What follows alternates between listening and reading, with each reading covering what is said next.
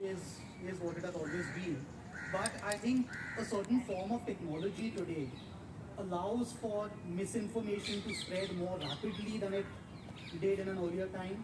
It allows for things to be expressed in a way that perhaps can lead to more group anger being manifest immediately, and that's what your book is about. And I wanted to, first of all, in a lighter vein, I wanted to ask you, one of the things I learned about you in the last few days is that you're not on WhatsApp yourself. So writing a story like this must have been a bit like science fiction for you, right? since how do you create this world without actually having spent much time on social media?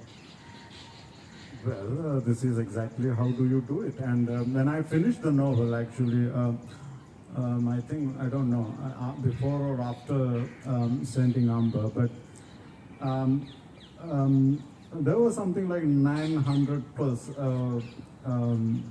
members in a WhatsApp group, and then I didn't understand, but on a whim I just typed, how many, what is the maximum capacity for a WhatsApp group, and it turned out 256 since 2016, so that's how I got 256 there. Otherwise I would have made a big mistake by, so I didn't know, but I do know WhatsApp. I know how it works, and because I taught in some places, the universities also compel you to have it. But how I came at WhatsApp. WhatsApp was a very Don DeLillo in an interview to Paris Review, he said something that has remained on my mind ever since. I can't tell you how that led me to WhatsApp in particular, but he said something like, and this was a sentence that he had written in Libra, I think, which he rephrased in the interview, and it's better in the interview rather than the book, where he says that as technology advances in scope and complexity, human fear becomes more primitive. And I do not know how that arrived at WhatsApp, but I was really painting a very primitive kind of outrage in a technologically driven age. And I do not know how to explain how that came to WhatsApp. But maybe because it's so ubiquitous that I took it for granted that, this is the one thing that I need in the novel. Yeah.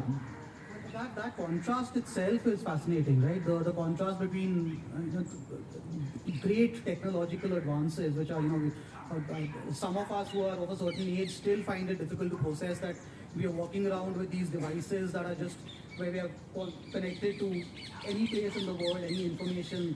It feels like we're leading a life of science fiction. But at the same time, as you say, that is also deeply tied to, it becomes a manifestation of the more primitive impulses of human nature.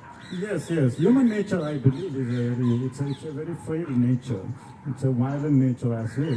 Human beings, so we would like to isolate certain historical events, but if we look at chronologically, only the scale has become bigger and bigger, but human beings have been slaughterers, murderers, and there is no difference between Muslims and Jews and Christians. Everybody has killed everybody.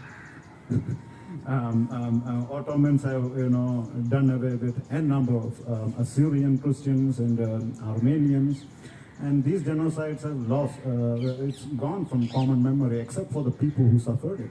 Now we are watching a genocide in progress in the Gaza, which is perhaps the most celebrated and first broadcast genocide. It's very difficult to watch and all, but human beings are being murdered everywhere. All of Africa, people are being killed, and there is no significant reason why. If you allow human beings to do some slaughtering, they will do it. They will do it.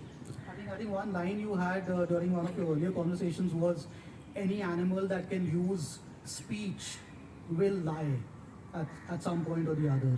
There's in this lecture, there's again a lecture that I've mentioned somewhere, but there's this very moving lecture by Raoul Hilberg, the Holocaust historian, titled The Reactions of Spectators to the Jewish Catastrophe.